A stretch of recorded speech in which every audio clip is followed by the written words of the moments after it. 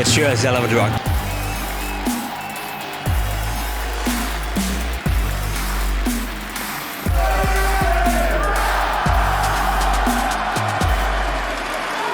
What does Danish CS mean? Well, for me it's like a lot of about communication and teamwork. You see a lot of the other teams that are playing off a lot of individual skill.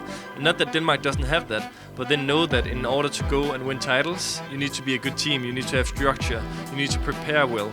So we're trying to optimize in all the small categories like eating well, sleeping, preparing, all these kind of things to get the maximum potential out of our rosters. I think that's one of the big reasons.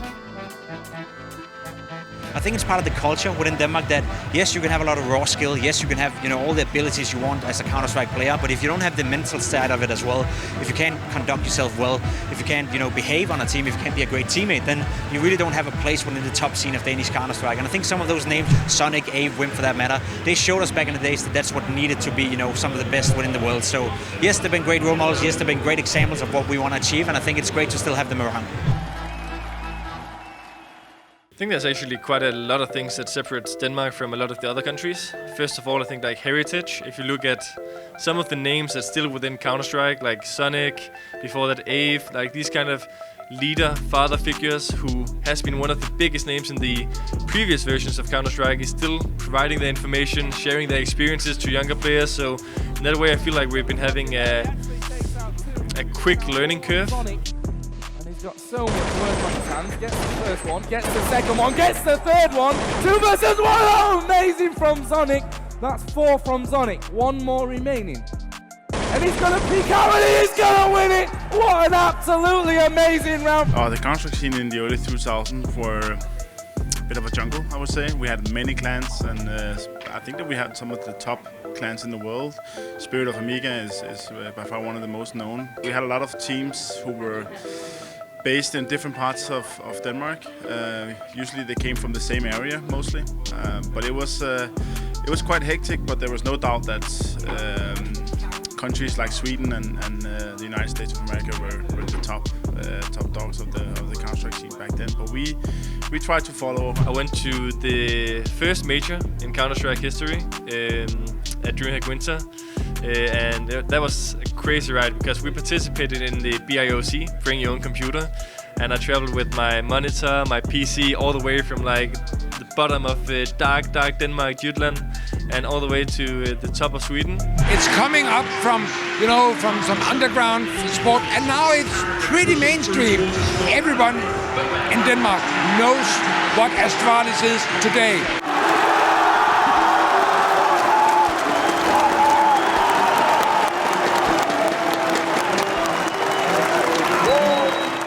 The success of Astralis, even before I got on the team, have been a huge factor of Danish Counter-Strike being a success. Obviously also other esports, but I think this team have built up something for a lot of young people.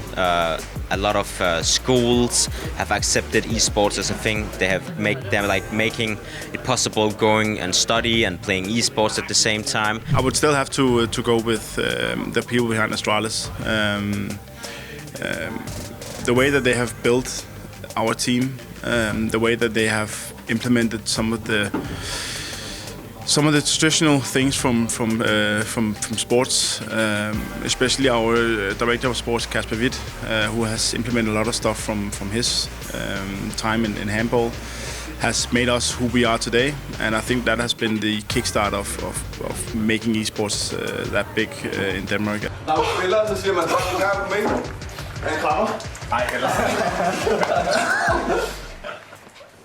The Danish community, they really love playing Counter-Strike and in general just love esports.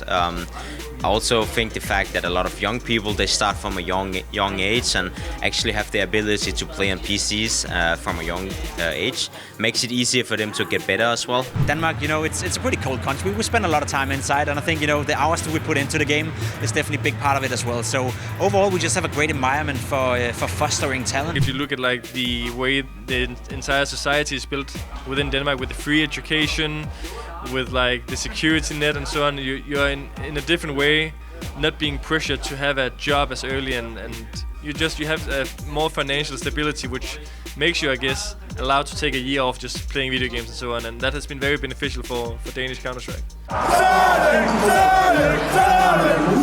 It's a fairly rich country, so we all have a PC and are able to play from home and to practice Counter-Strike and still go to school, where I think that some other countries, they rely heavily on you having a student job on the side. So I think that has created the foundation for us to practice Counter-Strike, and then obviously all the teams back then who inspired some of the youth, and then it's just been going on for generation to generation. People in Denmark have accepted it as like esports and actually think it's a good thing. Have also helped quite a lot that even like mom and dads, they're okay with going with the son to watch us play video games and stuff like that, and I think it's just a whole mix of all those things making the Danish Counter-Strike scene unique in their own way. I've talked with a lot of other pros, and they have said that they really wish that their country would be like this, like accepting esport and actually supporting it, and broadcasting it to the whole country and stuff like that.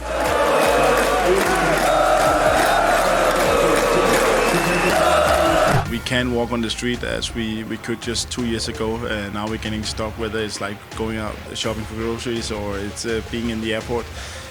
So it's sometimes I still have to pinch my arm to really figure out if I'm awake, because it's not that many years ago I was sitting and bringing my own computer to a LAN party and not winning that much money and just sleeping on hostels, and now it's sold out arenas and good hotels and just traveling around the world. So it's in some way I won't be surprised if it becomes even bigger.